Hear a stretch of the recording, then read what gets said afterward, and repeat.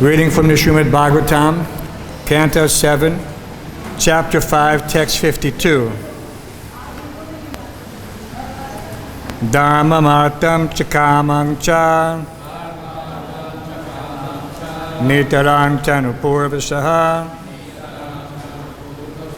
paradaya chaturajan prasita vanataya cha dharmangatang chakamang cha nitarang tanupurvasaha paradayat yutchaturajan prasvita vanataya cha. Please chant. Dhammangatang takamang cha nitarang tanupurvasa paradayat chaturajan prasvita vanataya cha.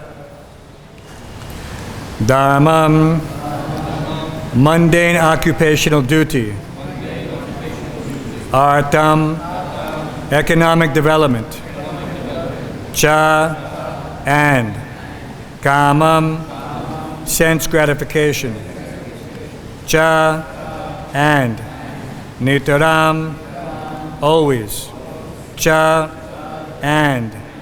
Anupurvasaha, according to order, or from the beginning to the end. Paradaya, unto Prahlad Maharaj. Uchatu, they spoke. Rajan, O king. Prasvita, who was humble. Avanataya, and submissive. Cha, also. Translation. Thereafter, Sunda and Amarka systematically and unceasingly taught Prahlad Maharaj, who is very submissive and humble, about mundane religion, economic development, and sense gratification. Purport by His Divine Grace A.C. Bhaktivedanta Swami Prabhupada. There are four processes for human society: Dharma, Artha, Kama, and Moksha, and they culminate in liberation.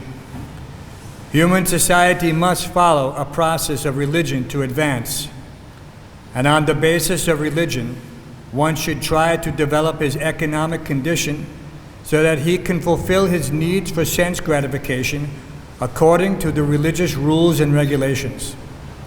Then liberation from material bondage will be easier to attain. That is the Vedic process. When one is above the stages of Dharma, Artha, Kama, and Moksha, one becomes a devotee.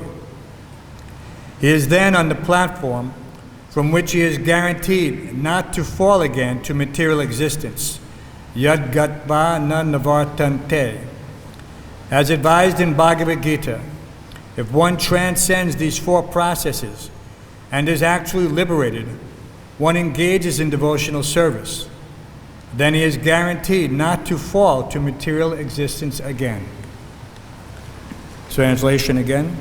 Thereafter, Sunda and Amarka systematically and unceasingly taught Prahlad Maharaj, who is very submissive and humble, about mundane religion, economic development, and sense gratification. Om Jnana Timirandasya Garanjana Shalakaya Chakshuanmalatemana Tasmai Shri Gurave Namaha. Mukam Karoti Vachalam Pankum Lankayate Garam Yat Kripataman Bande Shri Gurum Diratanam.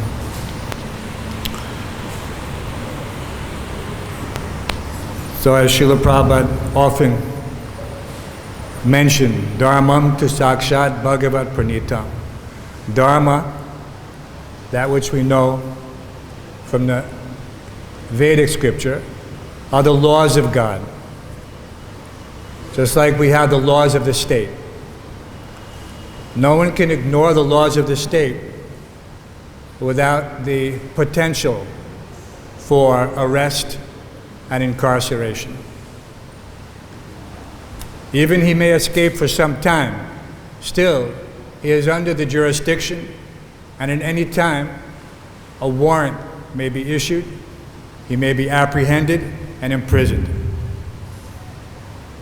So in this way, many individuals who do not understand the ultimate level of spiritual law, the spiritual lawgiver,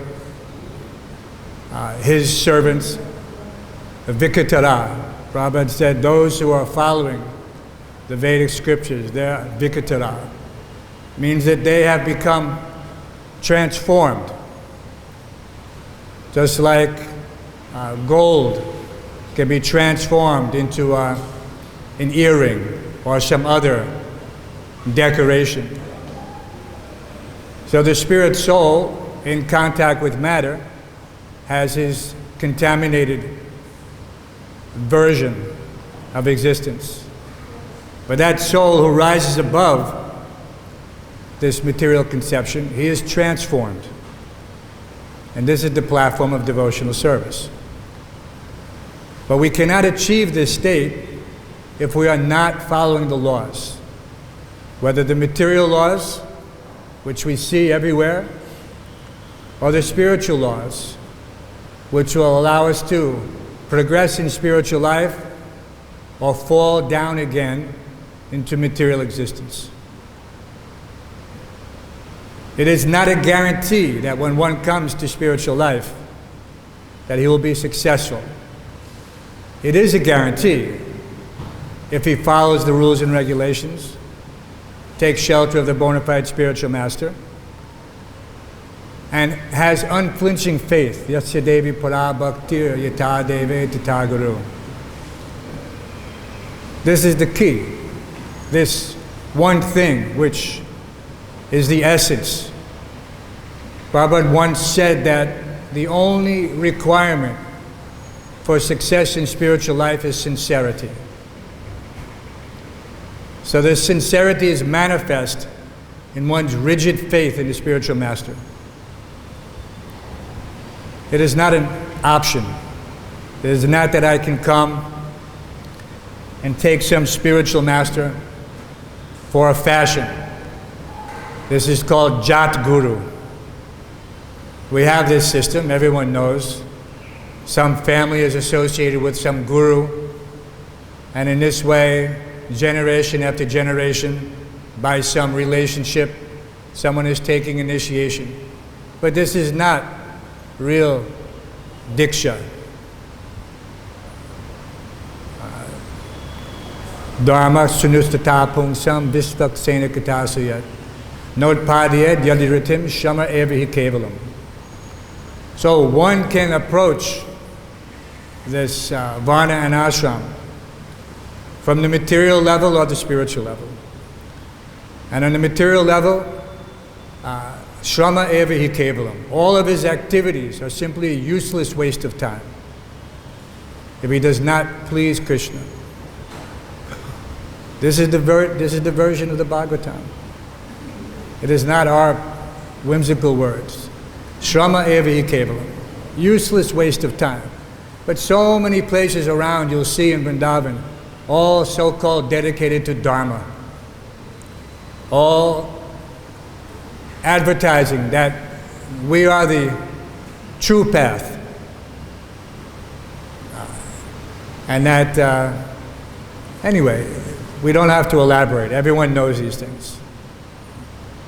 So we have to find those examples who have actually walked the path.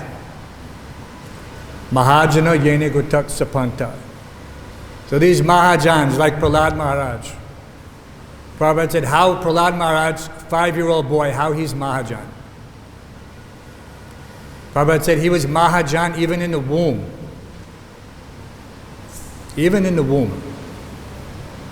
Having heard from his spiritual master, Narad Muni, very submissively, even though here in this shloka, he was also listening to his teacher, Sanda Anamarka, and by all external appearances, he was submissive and humble.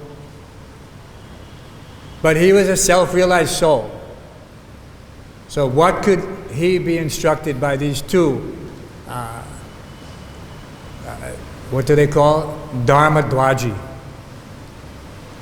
Dharma Dwaji. Bhaktivinoda Thakur used this term to indicate, to warn us that in Kali Yuga there will be many persons in the guise of spiritualists. And he used these two words, Dharma Dwaji and Kali Chela. The Dharma Dwaji, he makes a show of Dharma. Dwaj means flag. So Dharma Dwaji means he's waving the flag. He's externally, he's trying to make some appearance. All superficial. Sometimes you see people, they just pick up a flag and wave it for any cause. This cause, that cause, anything, just to belong. And the Kali Chela, this is a little more complicated, because he externally, by all appearances, looks like a devotee. But his only business is to give trouble. Not by some external mischief, but sometimes by some false propaganda. This Apasiddhanta. They come and they say something just to disturb the minds of the devotees. So we have to be very careful. And on this particular day, I wanted to speak something about our God brother Kurmarupa Prabhu. 2 years ago, on this day, he went back to Godhead. And this is sometimes not always easy to ascertain. But all the signs pointed to this conclusion. The time he left, the day he left, the manner in which he left, the situation in which he left, all indicate that this was his last birth in the material world. And throughout his life, he was someone who demonstrated this dedication to Srila Prabhupada, his instructions, his God brothers, God sisters. He always had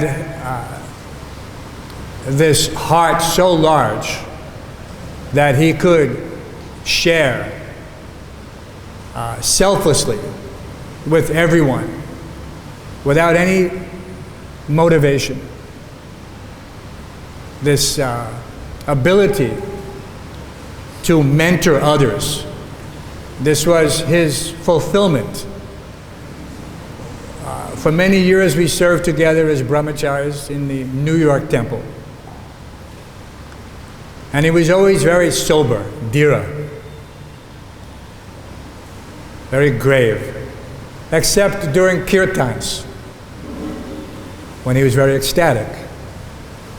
But this was natural for some soul who was not concerned at least with looking back into material life, only looking forward what spiritual life brings. At one point, after we had completed the construction on the Radha Govinda Mandir in Brooklyn, he was in charge of the Bhakti program at that time, and he had made so many devotees. He has touched so many people, it's difficult to appreciate. And any of those whom he has touched will speak glowingly of their association, no matter how brief it might have been. But we were looking for some additional service. We had been the co-vice presidents at that point for many years.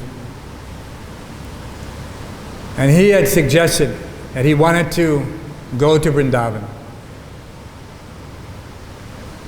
We had talked about this at some length. But now he said he wanted to do this. And nothing was holding us back. Well, some things. He was a brahmachari. By that time, I had already gotten married and had a small child. But opportunity, when it presents itself, should not slip away due to some material consideration. Family life is, in one sense, a material consideration. It's easily accommodated in spiritual life if one is careful to dovetail everything. We all know that.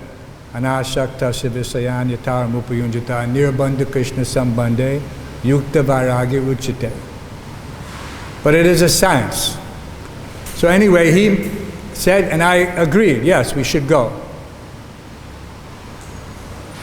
At that time, Srila Prabhupada's Samadhi was just beginning the marble phase of construction. And he had invitation to come and teach in the Gurukula. So he thought, this is very fortuitous.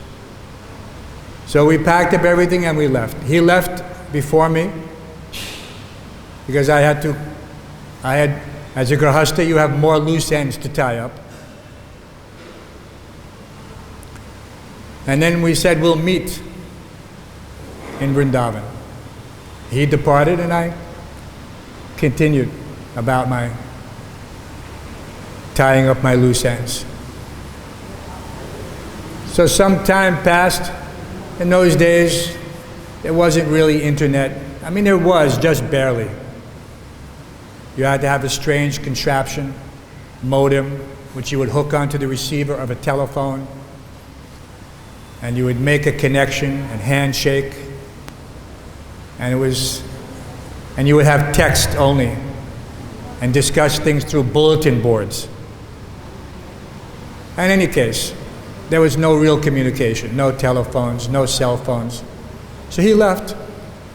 I finally got my ticket, and we flew, and we arrived in Vrindavan, and when I arrived in Vrindavan, I went to pay my obeisances to Srila Prabhupada. And just as I walked into Srila Prabhupada's Samadhi, who was there, who had also just arrived, Hamsarupa. So in our minds we thought, yes, we'll meet, but we didn't realize that it would be at the same time in the same place. But these are Krishna's arrangement. We had that connection. So we immediately thought, now that we're in Vrindavan, we should also take a vow never to leave Vrindavan. Hamsarupa was like that. He never did anything half-heartedly. Whatever he did, 100%, 150%. There was nothing short. So he immediately delved into his service. At that time there had been some disturbances, but he's very good at sorting things out. He asked for my assistance and we made some changes in the configuration of the ashram rooms. Nothing, but he had his ideas. And for 15 years, he continued in that service. 15 years. How many lives were touched? How many students came through in that time? And such a teacher, such an example. He was the personification, in one sense, of integrity. He had on his Skype header, everybody puts these little sayings. So he had this one saying, and it wasn't anything extracted from the Shastra. It just said, be yourself at all costs. Be yourself at all costs. Because if you are not true to yourself, then how can you be true to anyone else? Your guru, your friends, your family. If you are possessed of some devious mentality, then this is not the movement for you. Srila Prabhupada constantly stressed that we are only looking for those who are sincere and dedicated. And he would remind us that the temple is not a hotel for lazy and crazy fellows. But why he said these things? Sometimes we have that tendency not to try to only look like this, not to see the broad picture. But this movement is a very special movement, and it requires great care and attention, just like your own creeper of devotion must be carefully watered, carefully. The weeds must be plucked out. So this ISKCON society also has sometimes some weeds, just like your creeper. They are both transcendental in one sense. As they continue to progress, gradually they get up to that level.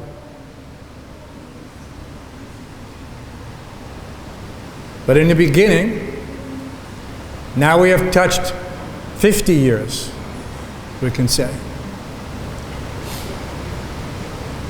So this is the golden anniversary. But it doesn't mean that now we have achieved the goal. Golden, but not the goal. There is much more to do. What did Srila Prabhupada say? 50% of my mission. So after Kramarupa retired from the Gurukula, he was assisting other devotees in helping them to publish their different corollary scriptures, the Goswamis, literature, etc. So he, in the course of this, he was very deep in study. And he was very conscious of everything going around, but he was not participating in management or anything related to it. And he was staying in Madhuban colony in the home of Achyuta Prabhu, who had kindly given over that facility when he went to back to the United States. And sometimes some cows would wander down that path, which is a dead end. There was nothing there, you cannot go through. There was some other residential complex. And so he noticed the cows, that they were coming and someone was feeding. So he also thought, let me feed like this. What is the harm?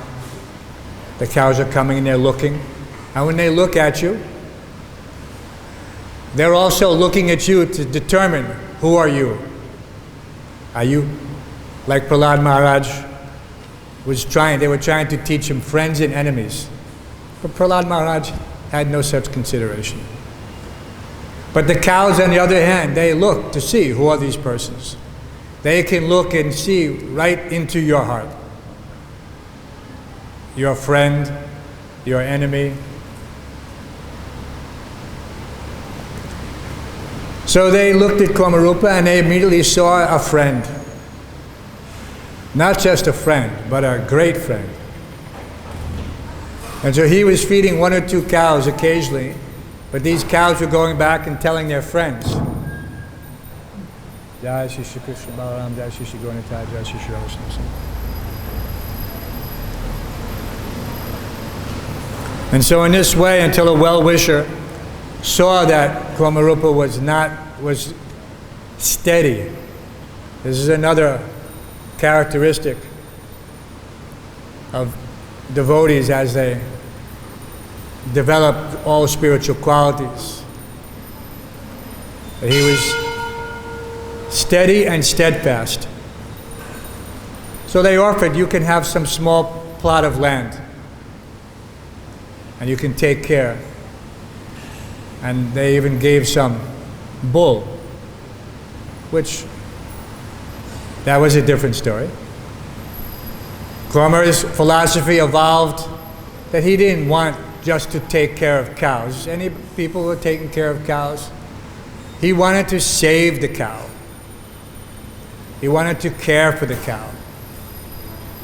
He wanted to rescue the cows. This was his idea.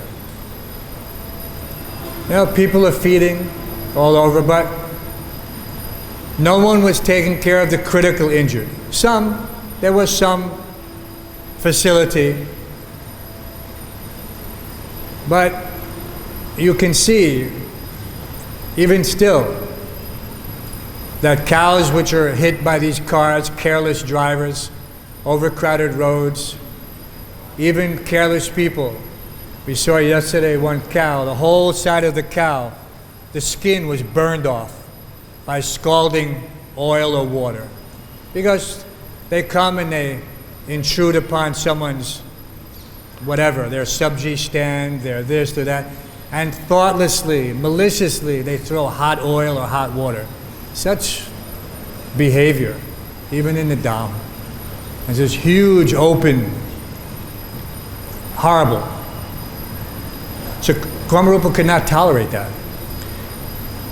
But his resources were limited. But because Krishna saw that he was sincere, he gave him a larger space. And in that space, he began in earnest to rescue the cows, to care.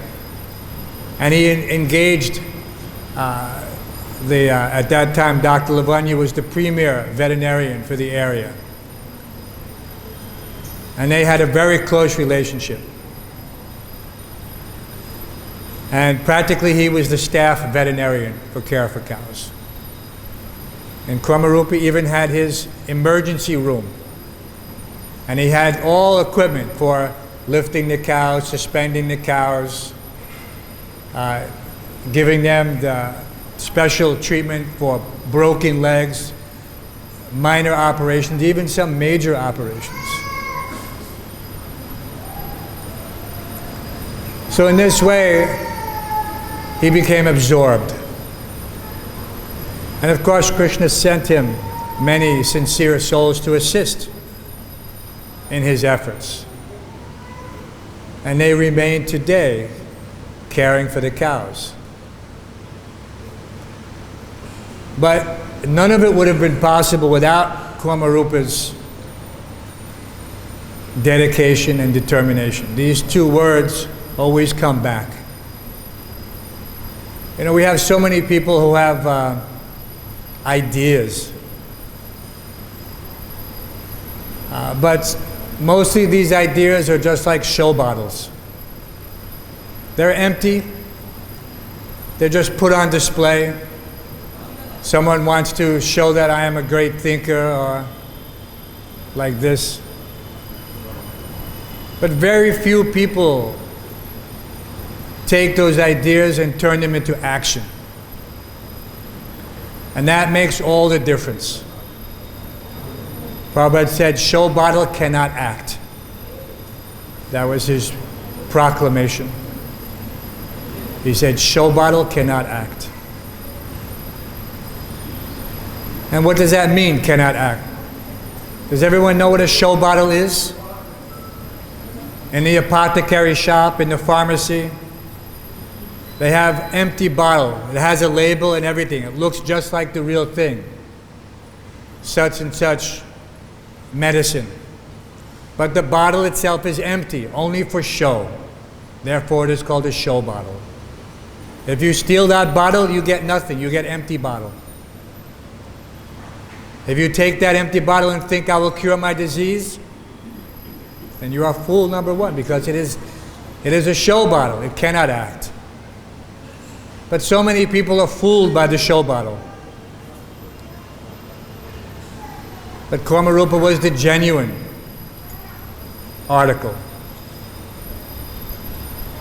And anyone who met him recognized that within a short time. Another thing about Kamarupa is that he could not tolerate people who were not serious. Could not tolerate. This is some people might see it as a shortcoming. But why? In the human form of life, when time is short, we don't need people who just want to waste our time, want to come and just speak for the sake of speaking. It was all about action. If you had nothing to contribute, then Hare Krishna, have a nice day. So such persons are in short demand, who know what is the goal of life, who know how to achieve it, who know how to help others to achieve it, and who are selfless in that service. In the military, if someone saves another, he's awarded some commendation. There is one saying, it's some Bible shloka, that greater love hath no man than to lay down his life for his friend. So to give one's life for another is considered to be the greatest sacrifice. Of course, to give one's life to God, this is the greatest sacrifice, but they don't know. But certainly to give of oneself selflessly to others who are on the path to spiritual life, who are serious, but who require some assistance, some mentoring. There's also Bhagavad-Gita confirms this. That person who is giving this message to others, and he is considered very dear to Krishna.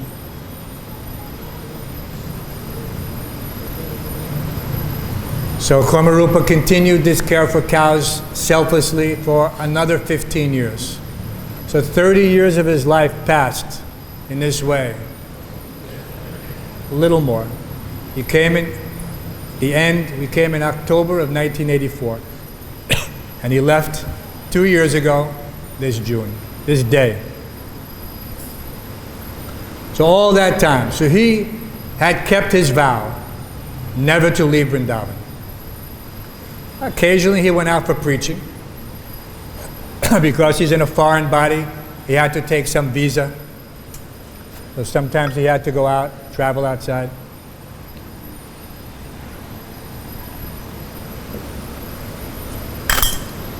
But not because he wanted to, because he had to. So when one takes such a strong, Dridha vrataha, such a strong vow, Krishna sees and will assist if you are sincere. Because Krishna knows everything. If you take some vow lightly, and this is very bad. It is not some whimsical or capricious, just passing fancy. Spiritual life, we're meant to be serious. So we don't have to look any further than his life example.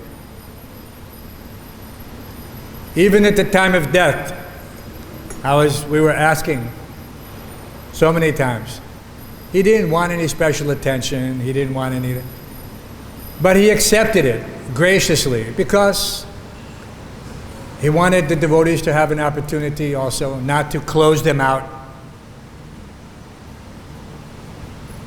He was not such a person like that. So even in his dying days, he remained open and accessible. But he didn't want to prolong anything. And therefore he stopped taking any food. He said, what is the point? The doctors had already given their opinion. That time was very short. Even he was lying to some others. Yes, no problem. I'll be around for some more time. But he also knew that he was going very quickly because he was not taking anything inside. Because he didn't want to prolong it. It's like a drama. He didn't like drama. He wanted it to be quick. So all in all, a life well spent. He is that son, as Prabhupada describes in so many of his lectures relating to this 7th canto, which he lectured on extensively for 2 years. He gave no other. It was in Mayapur. All of the classes were on 7th canto. End of 1975, all of 1976, beginning of 1977. Only 7th canto. How much are the instructions related to Prahlad Maharaj? How important they must be for Prabhupada to spend so much time. And in one lecture, he was saying that just see Prahlad Maharaj, just one son, although he was born in this family of demons, he delivered, because we know what was the exchange. When Lord Nrsingadev asked him, my dear boy, my dear son, what benediction can I give you? He said, no, I don't want anything for myself. And he said, and this is that famous saying, he said, I am not a Baniya. Everyone knows what is a Baniya. He said, I am not a Baniya. This is not some mercantile exchange. I do something for you, you do something for me. I give you something, you give. That's called Vanik. But we know the term is Baniya.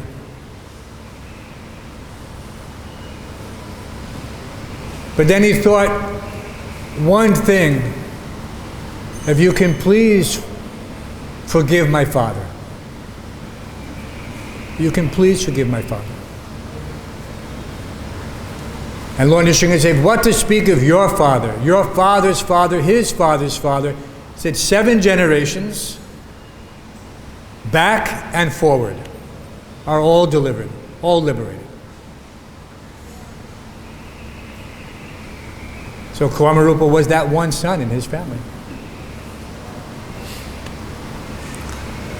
So somehow or other, Prabhupada gave us the opportunity, not just to deliver ourselves, but also to deliver our families. If we have the right attitude, then otherwise, what is the point? No one should become Guru Nasasyat, Sojano Nasat, Pitri Nasasyat. No one should become a parent, a guru, teacher,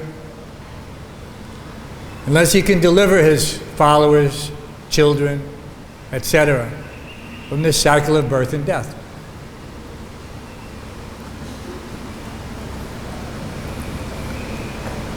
So Kamarupa was also, he had a great sense of humor with his friends.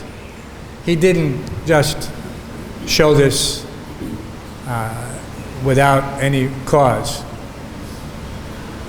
But if you knew him, you could expect his wit and humor was so sharp because he possessed above average intelligence. This was obvious once you got to know him. He could seem very simple externally, but he was not an ordinary person, intellectually, spiritually, or otherwise. And there are many anecdotes in this regard. But, and I'm sure that at some point there will be some compilation for the benefit of the devotees. But one time he told me,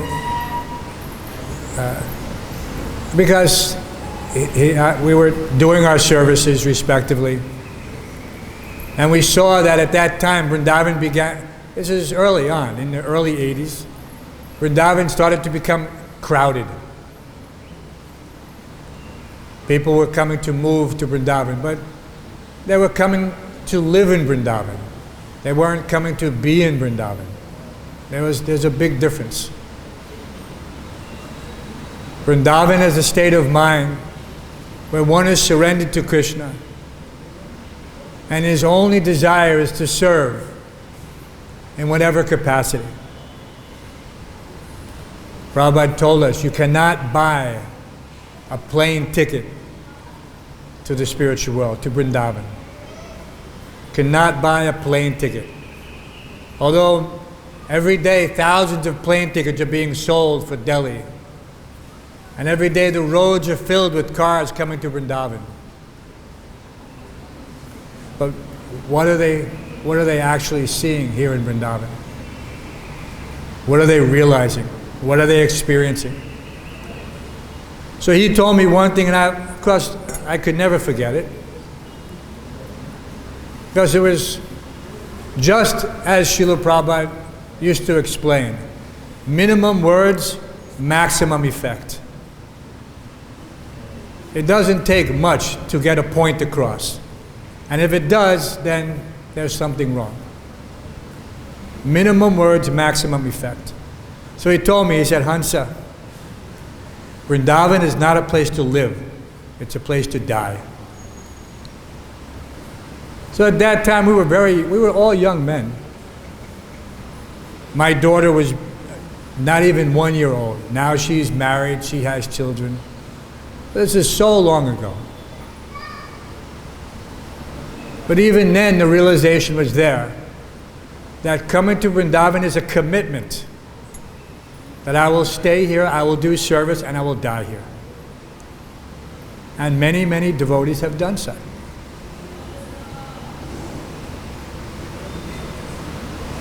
So everyone has some remembrances. If anyone else has anything they'd like to share at this time, we'd love to hear it.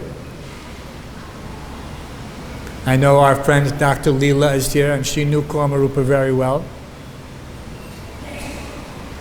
And of course, Mother Daivi Shakti knew Kammarupa. Everyone knew Kammarupa. But he pretty much kept to himself, in one sense. Like I said, he didn't make a lot of friends, close friends. Because, like again, he didn't suffer fools easily. There's just, and like I said, some people can see it as a shortcoming. But he just saw it as that I have my service. I don't need anything to get me distracted. So if you have something to give, one thing I can say that one of my other god brothers, Sadhu, he recently shared with me, I should probably try to put it on our web page. It was an interview that he conducted with Kammarupa in 2010. At that time they had taken Srila Prabhupada to fulfill his desire to do parikrama on a bullock cart around Govardhan. They took Srila Prabhupada and they arranged the bullock cart and they arranged the bullocks, and that was the fulfillment of Srila Prabhupada's desire, which hadn't been done at the time of his departure because everyone was afraid it would lead to his premature departure. Because bullock carts, they don't have any suspension. They're very rough, and the roads are kacha. So a bullock cart, Prabhupada was very frail. So no one would allow it to happen. So anyway, so in 2010, the devotees all made the arrangement. And Kammarupa was so happy about that incident. So like I said, I have the recording. And on the recording he said, I want to make this a regular function. I want to train our oxen, because we have many oxen at Kerpa Cows. They pull the Sandipani Muni school bullock carts. He said, I want to train a team specifically for this purpose, that every year they should take Srila Prabhupada around Govardhan Hill. Because Kammarupa worshipped Govardhan Hill very diligently all the years he was in Vrindavan. And where he was staying, it was called Giriraj Kutir. Giriraj Kutir. And whenever I would come to visit him, we would always do Govardhan Parikrama. He would always sit at Govinda Kund and meditate. We have uploaded some photos. I have some photos of him in a very pensive, thoughtful mood at Govinda Kund. Because these places were very dear to him. So we'll try to do that, but just that one wish that he wanted so badly to get them trained, and he tried many times, but somehow or other it didn't manifest. So we have discussed this with some of the devotees, and we want to train many teams, at least 10 teams, so 20 bullocks, to be available to pull a cart for Srila Prabhupada around Govardhan Hill. So any other remembrances or any other questions regarding Prahlad Maharaj's exchange with Sanda and Amarka? One thing that came is that, you know, in Sri Ishopanishad it says one should cultivate knowledge and nescience side by side. So I was thinking, all right, these teachers, they have to teach it, and as a student he had to listen. But he was already a Mahajan in the womb. But yet he still, according to his circumstances, he was sitting and listening to these two foolish sons of Shukracharya. So what pastime was this? But just to give an example. Knowledge and nescience side by side. So any questions? Maharaj? Everything okay? Yes, Prabhu.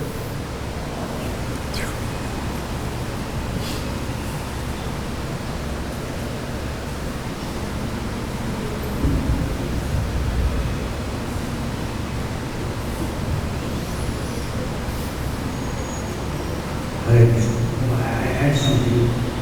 There are very few people who take service to their heart. And he took the service to the heart. That was a very great. We do so many service, but we don't take to our heart. If we take to our heart, then Krishna is helping us. Very much, very true. You take the service to your heart, and it becomes a part of you. It is not some extraneous feature that, oh, I have to go do my service. No, my whole life is my service. The book distributors are not just, they're not getting up and thinking, oh, another day at the airport. Oh, such, I have to go get the books, find my transportation. No, it is not. It is from the heart. He's up and utsahan nishtaya darya. Utsahan, the first ingredient, enthusiasm. This is the symptom that it has become part of one's existence. That he's enthusiastic. You see someone, he's walking around, he's doing a service, and he has some long face. What does that say? Obviously, he's not so enthusiastic about that service. We learn to be enthusiastic cleaning Krishna's pots. In the old temple, you could not do any service, you could not go do anything without having first spent your time cleaning Krishna's pots. Because Prabhupada had said that cleaning Krishna's pots means you are cleaning your heart. This is even before we had Shikshastakam. Nobody was chanting Shikshastakam. Chaita Dharpada Marjan, we didn't know, we didn't have. Prabhupada told us, you clean these hearts, these pots, you will clean your heart. And of course the different devotees in charge would embellish that. And we learned so much about the philosophy of cleaning pots. Who knew that the outside of the pot has to be as clean as the inside of the pot? Both were the same. It is the same pot. But the devotees in charge, who is in charge of the kitchen? At one point we had Agni Dev or Harikesh Maharaj, these great souls, kitchen in charge. And our temple presidents would also confirm that. But you clean those pots and you learn to look forward to it. Because how clean, you felt, let me please Krishna by making this pot And these pots, these were not just pots like this. These were pots like this. We had hundreds of devotees in the temple. Huge brass pots brought over from India. Just like you see for the festival pots. You know, these are holding how many? Hundreds of liters. There are 40, 50 gallon pots. Or more, bigger. You could actually get inside and take bath, but we didn't do that. It's Krishna's pot. So big, these pots are like bathtub. So if you can become enthusiastic just cleaning pots, then Krishna sees, yes, he has understood the science. And he will give you another service. And see if you can transfer that enthusiasm. This is a science. This is a science. So anyway, any other questions? Oh, another. This is your second question. This you said the second generation before and after them all being liberated. All liberated. So many of them they say when they are pure devotees only then their family will be liberated. So whether their family in nonsense or this one they will not be liberated. No, but liberated is just a condition of existence for a particular moment.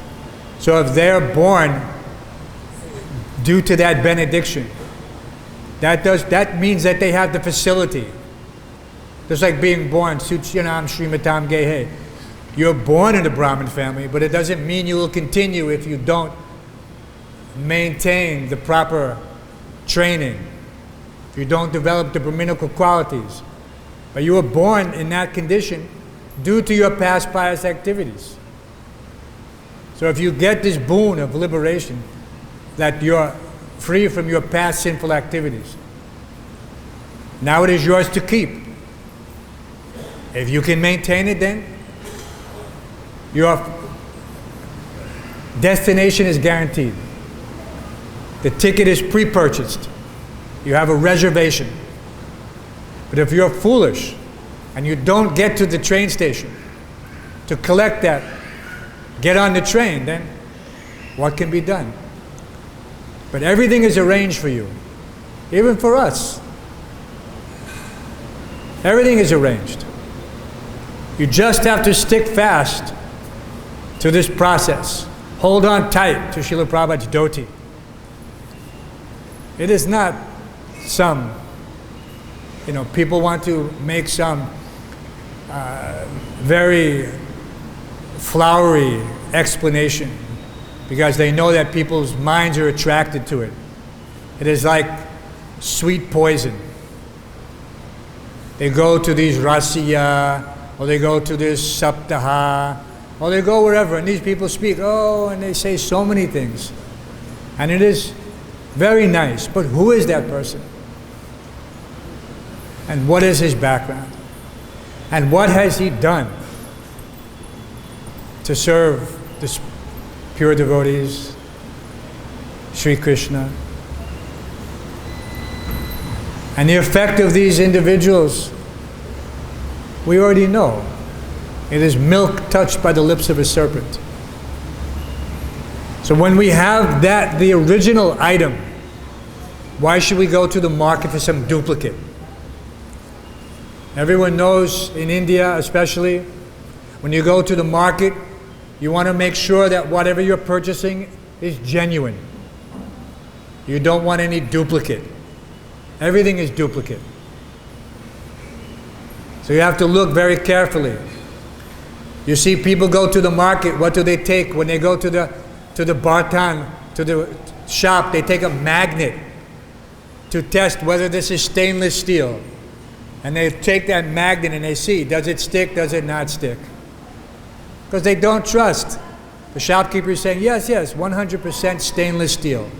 But you put the magnet and it falls off. So there's nothing stainless steel. All duplicate. So all these people, they're saying so many things, but they're all duplicate. There's no benefit to listening to them. The only benefit is here.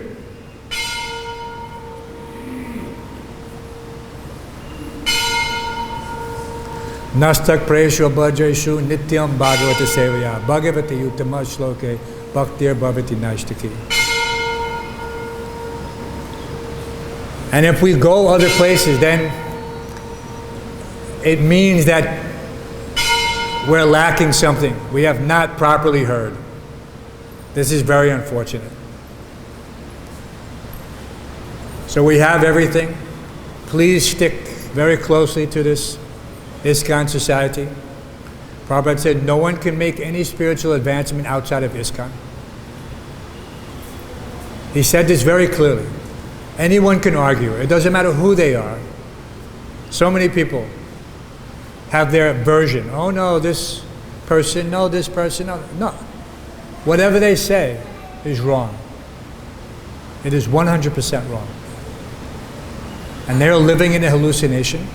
And whatever they're speaking is meant only for, what is that, those two words? Kali Chela and Dharma Dwaji. You have to remember this. These are spoken by no less than Srila Bhaktivinoda Thakur. If he is telling us why he's telling us, that people will come in the guise of devotees and they will try to turn your mind. Why? Because this ISKCON is the genuine article. And the success of this ISKCON is the defeat of Kali. And Maya is always trying to do something to interrupt this movement. Prabhupada said, you have to oppose those who are opposing ISKCON. You have to fight them. He said it very strongly in Mayapur. You have to fight those who are opposing ISKCON. And some people, they say, oh, no, well, I like ISKCON, but. Okay. Hare Krishna. Right? Hare Krishna. We have our GBC. They're the ones who have to look after the integrity of the society. If those but persons, they have some questions, say, well, you can do something. You can become an active member. Say, well, I did for so many years. It did. Well, obviously something didn't work out. What do they say in the material world? If at first you don't succeed, try again. But they think, no, I have success now. No. Success means to follow Prabhupada. Please. You may think I have this person or that person, but it's very clear that Prabhupada is giving us something very special. Anyone who is honest, I give you one example. Krishna Das Kaviraj, not Krishna Das Kaviraj, Krishna Das. Everyone knows he had these famous bhajans and kirtans. So we were in Puri one year, just after Srila Prabhupada passed away. And we had gone, we were traveling around different places, Remuna, Bhubaneswar, Kathak, like this. But we were in Puri, and we wanted to pay our respects at the birthplace of Srila Bhaktisiddhanta Saraswati Thakur. And it was his, at that time, his appearance day, or time. And it was coincidental because we had been traveling. We didn't even know. And we were with Gaur Govinda Maharaj and Bhagwat Prabhu. And so we went inside. And when you go into, that's the former residence of Srila Bhaktivinoda Thakur. And outside is the small hut where Srila Bhaktisiddhanta took birth. Everyone knows that the birthing house is not in the main structure. So everyone was waiting outside. As you go into the entrance, there's a foyer before you actually enter the courtyard. So many people were there. And when we walked in, they were surprised because we're all Americans. And at that time, not many Americans Westerners had gone, even though it was 1977, early 1978. So one person there asked us. He was wearing this Babaji vesh.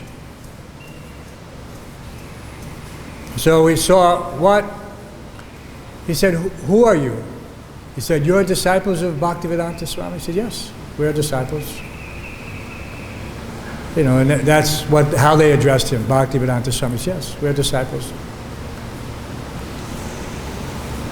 And he looked at us, and then he said something very strange. At first, it caught me quite off guard. I couldn't understand. He said, you know what they used to call your Guru Maharaj? I said, no.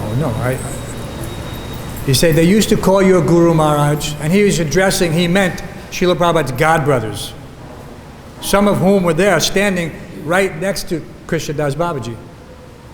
He said, they used to call him a washed-up Grihastha.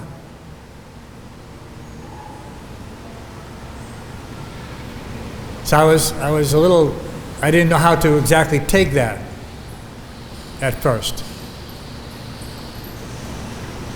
So then he slapped his thigh.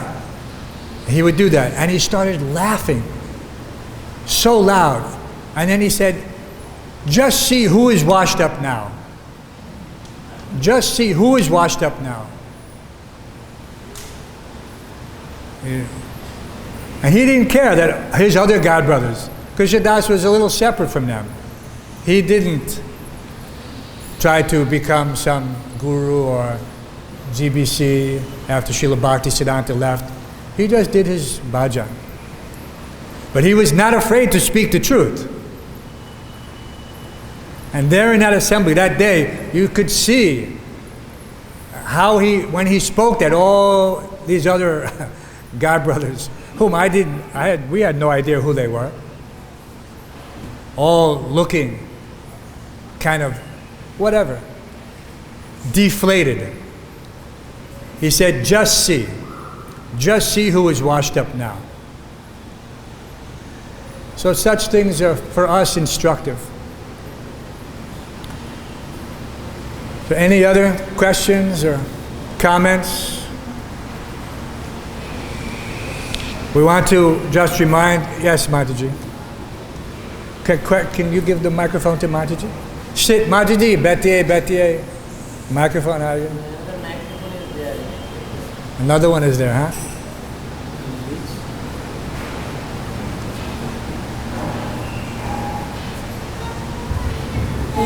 Hare Krishna.